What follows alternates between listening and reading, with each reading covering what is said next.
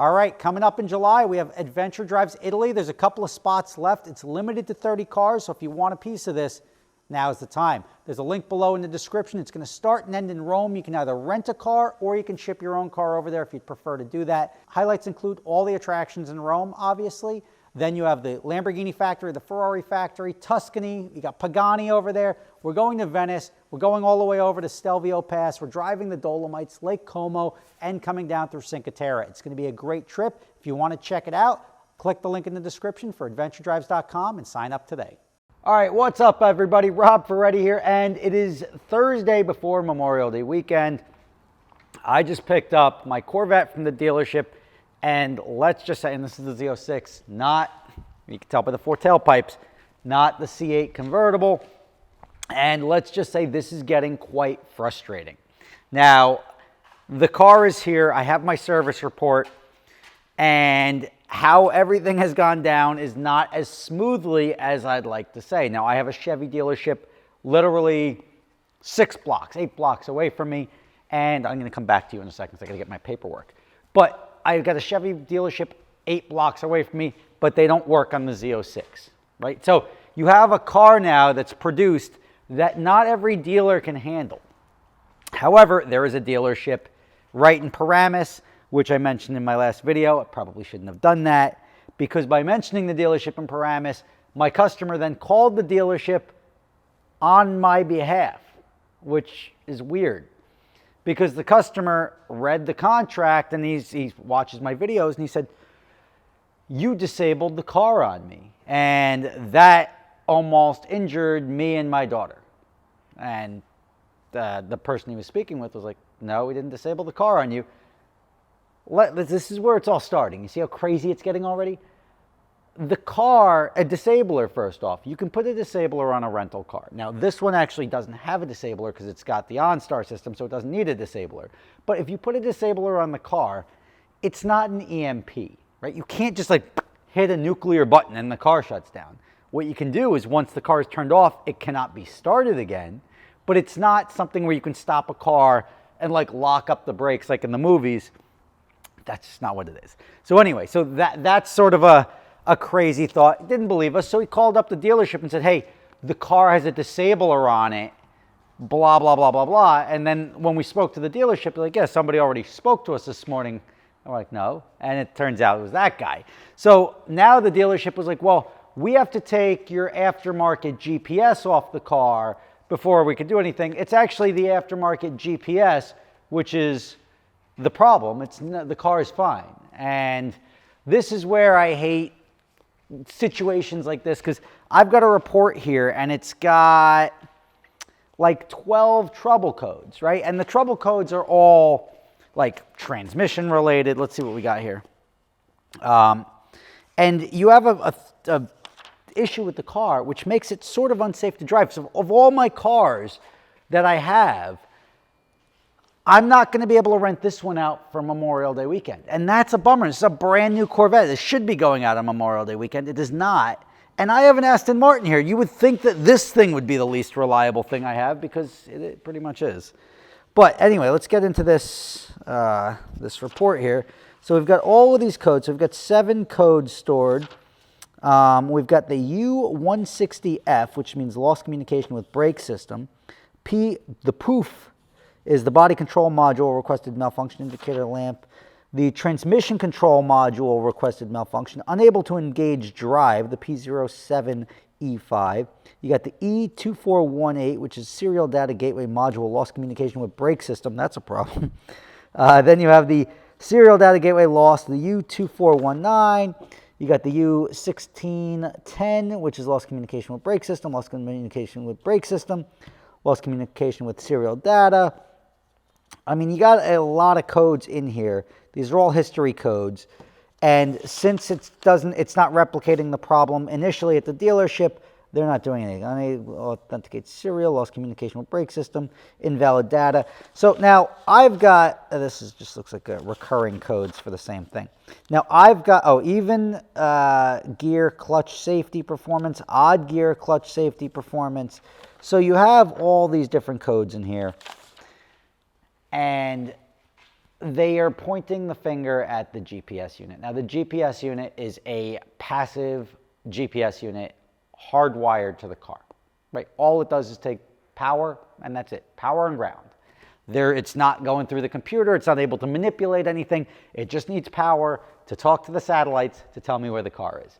It's on every other car I have. It's on my other 3 C8s that have been serviced without a problem over the years, and it's never been a problem. But now that there's an actual problem, I hate when dealers do this. I hate when dealers point the finger at something that's got nothing to do with it. It's like, oh, I'm sorry, sir, you have an aftermarket head unit in the car.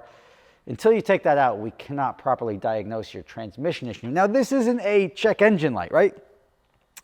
I get it. Like, even like on a Ferrari, you change the exhaust, you're probably going to get check engine light. No 2 sensors, something like that. This is something where the car is shutting itself down and like stopping itself in the middle of the road.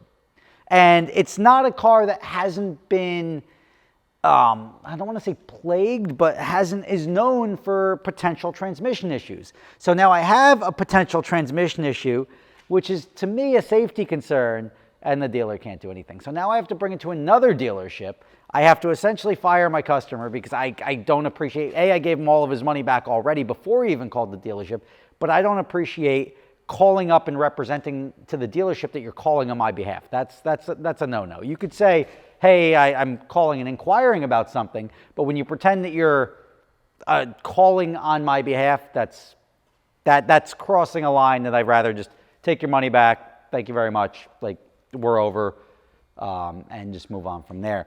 But I got to get this thing working. I've got GM engineers, and I'm not going to call out names or anything like that, but because I have a YouTube channel, because people from GM know who I am, I do have people that reach out to me and say like, hey, even when I first had the problem, I have actual, not like guys working at dealerships, actual engineers reaching out and discussing problems and saying, hey, if you do this, this, and this, the car will work again.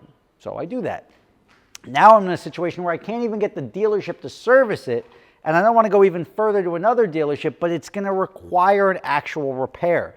If it happens once, goes away, could be an anomaly, right? Could be a low battery. If it happens twice inside 500 miles, this is a problem that needs to be solved.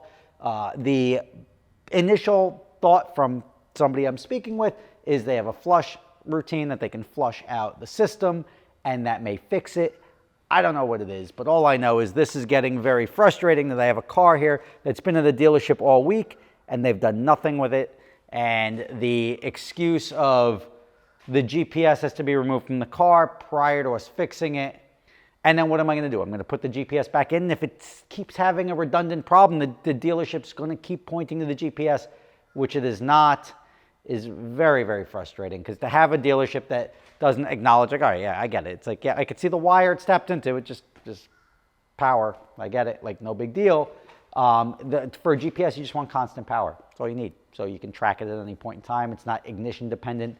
But people have done that with radios and all sorts of other stuff where they want an ignition dependent power source. At the end of the day, that's not what's causing this thing to stop on the side of the road and not go into gear. So here we are. Maybe I'll enjoy it for the weekend. I'll take it out for Memorial Day weekend. But also I've got my other Corvette outside. So maybe I'll take that, put a couple more miles on it before I take it down to New Jersey Motorsports Park on June 1st. But I'd rather drive the faster one, right? And the faster one, maybe I'll see which one's faster because I'm going to have this thing for the weekend. I'll see how much faster my Corvette is than a C8 Z06, which is arguably a quick car, right? 600 and change. But this Z06 headache is getting to be even more of a headache.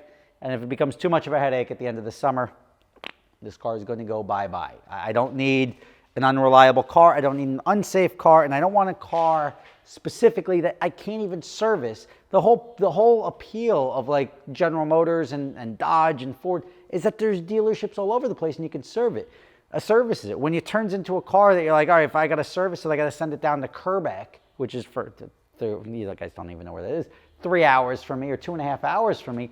That's too much of a pain in the butt for me to have a car that needs a specialty service location, especially when it's under warranty and it's breaking with 2,000 miles. I don't think I've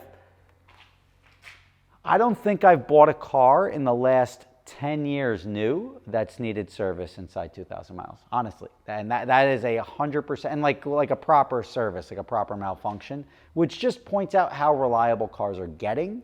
And this one hopefully will be a reasonable fix, and once it's fixed, it'll be good forever. That's my hope. Stay tuned. Rob Ferretti, enjoy your Thursday. I will catch up with you tomorrow, give you an update as to where this is going to go, because I don't know what the direction to go in is now. I don't know if the customer didn't call the dealership to be like, hey, I'm calling about this disabler in the car, to put it in the dealership's head that there's something manipulating the computer, which could have been causing the car to shut down. I don't know if that phone call didn't happen, if this car wouldn't have been fixed already and back in my possession. But now that that has transpired, it's just another wrench in the operation that most everyone else on the planet doesn't have to deal with. I do. Thank you for watching. Rob Ferretti. I will keep you in the loop and let you know what happens to the Z06. But right now, to have this be more reliable than that, yeah.